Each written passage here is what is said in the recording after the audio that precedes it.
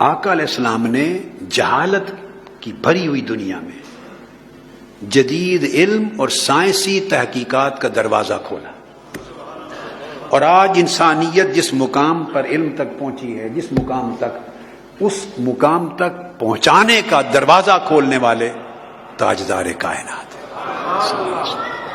آقا علیہ السلام نے میڈیکل سائنسز کھولی، باٹنی کھولی، اس کے دروازے کھولے، مکینکس کے کھولے، زوالوجی کے کھولے، بیالوجی کے کھولے، جیالوجی کے کھولے، اپتھلمولوجی کے کھولے، انیستھیزیا کے دروازے کھولے، کیمسٹری کے کھولے، میتھمیٹکس کے کھولے، فزکس کے کھولے، مکینکس کے دروازے کھولے، ڈائنامکس کے کھولے۔ میرے پاس ٹائم نہیں ہے کہ میں اس میں سے ایک ایک سبجیکٹ کو بھی کتابوں سے بیان کروں، یہ سب کچھ بیان کیا، یہ کتابیں پڑھی ہیں ساری، ان کے اندر درج ہے۔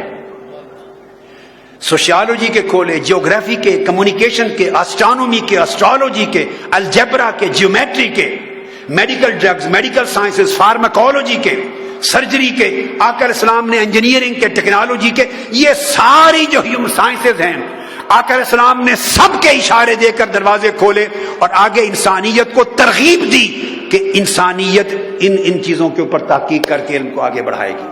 آقا علیہ السلام نے پوری سوسائٹی کو، کمیونٹی کو ایجوکیٹ کیا اور ایجوکیشن سسٹم انفورس کیا۔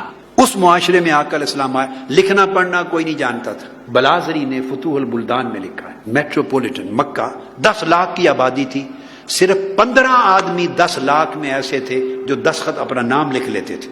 ایسے معاشرے میں حضور علیہ السلام نے علم کا دروازہ کھولا، علم کو نظام نافذ کیا اور اتنی ترجیح دی کہ غزوہ بدر میں 70 قیدی کفار مشرکین 70 قیدی آئے، ان کا جو رہائی کے پیسے ہوتے ہیں، آقا علیہ السلام نے فرمایا جس کے پاس پیسے نہیں ہیں وہ میرے شہر مدینہ کے 10 بچوں کو جو پڑھنا لکھنا سکھا دے اس کو بغیر پیسے کے آزاد کر دیا جائے۔ پھر عبادہ بن صامت کہتے ہیں کہ اصحاب صفہ میں لکھنا پڑھنا، ریڈنگ اینڈ رائٹنگ، اس کی باقاعدہ اسپیشلسٹ اپوائنٹ ہوئے اور تقرری ہوئی عبادہ بن صامت کی۔ پھر آقا علیہ السلام نے ایک بورڈنگ سکول بنایا صفہ، جو ہاسٹل بھی بنایا، رات دن بھی وہیں رہے، ان کے لیے لکھنے پڑھنے کی کلاسز بھی وہاں جاری کی، اور آقا علیہ السلام نے ڈے اسکالرز کو بھی الاؤ کیا کہ جن کے پاس تھوڑا ٹائم ہو وہ بھی آ کے یہاں لکھ پڑھ جائیں، سنیں، علم حاصل کر کے جایا کریں۔ 700 سے 1000 تک اسٹوڈنٹس اس میں پڑھے۔ تعلیم کی اتنی سرپرستی فرمائی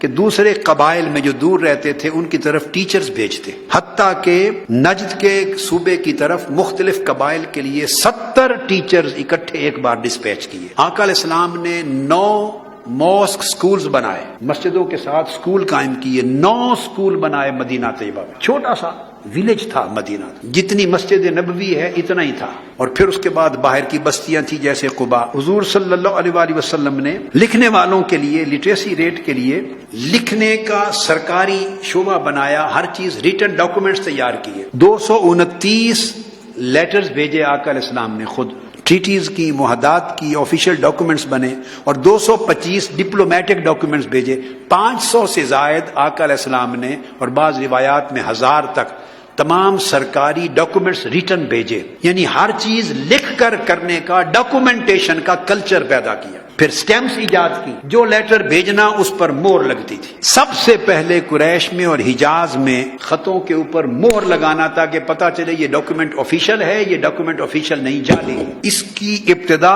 آقا علیہ السلام نے کی۔ پھر آقا علیہ السلام نے اسپیشلائزیشن شروع کروائی خاص موضوعات میں، فرمایا اس لیے سیدنا فاروق اعظم نے جو قرآن کو پڑھنا اسپیشلائز کرنا چاہے ابی بن کعب کے پاس آئے، جو لا سمجھنا چاہے معاذ بن جبل کے پاس آئے، جو فرائض وراثت کو سمجھنا چاہے وہ زید بن ثابت کے ساتھ پاس جائے، جو خزانے اور فائنانس کا علم اور اکاؤنٹنگ کا علم سمجھنا چاہے وہ میرے پاس آئے۔ اور سیدنا مولا علی المرتضیٰ نے کہا جو کائنات کا سب کچھ سمجھنا چاہے وہ میرے پاس آئے۔ پھر آقا علیہ السلام نے فورن لینگویجز پڑھائی صحابہ کو۔ زید بن ثابت جو ہے وہ آقا علیہ السلام کے چیف سیکریٹری بنے، انہوں نے پرشین زبان سیکھی حضور کے حکم پر، یونانی زبان سیکھی، گریک لینگویج، یوتھوپین لینگویج سیکھی، ارامک لینگویج، سیرین لینگویج سیکھی۔ یہ بین الاقوامی زبانیں 2 سپر پاورز تھی اس وقت، ان کی اور دیگر سب زبانیں سکھائیں۔ پھر آقا علیہ السلام کی اس جگہ پر جو صحابہ پڑھتے تھے اس میں صرف قرآن اور حدیث نہیں،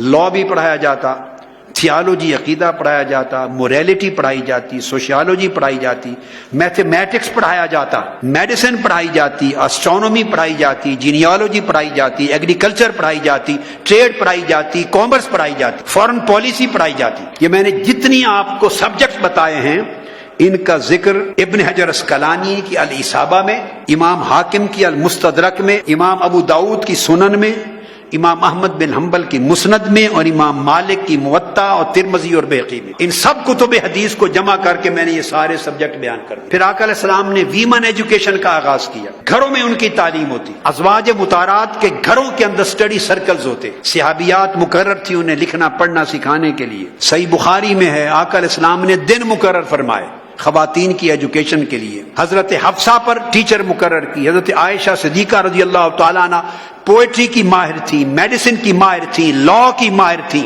ہسٹری کی ماہر تھی رضی اللہ تعالیٰ عنہ، ہیومن سائنسز کی ماہر تھی۔ یہ صحیح بخاری میں ہے، مسند احمد بن حنبل میں ہے۔ اور آقا علیہ السلام نے فرمایا بیٹوں کو پڑھانے کا بھی اجر ہے، مگر جو بیٹیوں اور بچیوں کو پڑھائے گا اس کو 2 اجر ملے گا۔ پھر ایجوکیشن کو سینٹرل سبجیکٹ اور پروونشل سبجیکٹ بنایا، اور گورنرز کی ذمہ داری دی کہ وہ انسپیکٹر جنرل ایجوکیشن بھی ہوں گے، اور سٹی ٹو سٹی وزٹ کر کے نظام تعلیم کو دیکھیں گے۔ آقا نے فرمایا انما العلماء ورثۃ الانبیاء، صاحبان علم انبیاء کے وارث ہوتے ہیں۔ علم کو اتنا آقا علیہ السلام نے اونچا درجہ دیا۔ اس دور جاہلیت میں جب علم گالی تھی، لکھنا پڑھنا گالی تھی، اس میں علم کو اتنا ایمفسائز کرنا کوئی تصور نہیں کر سکتا۔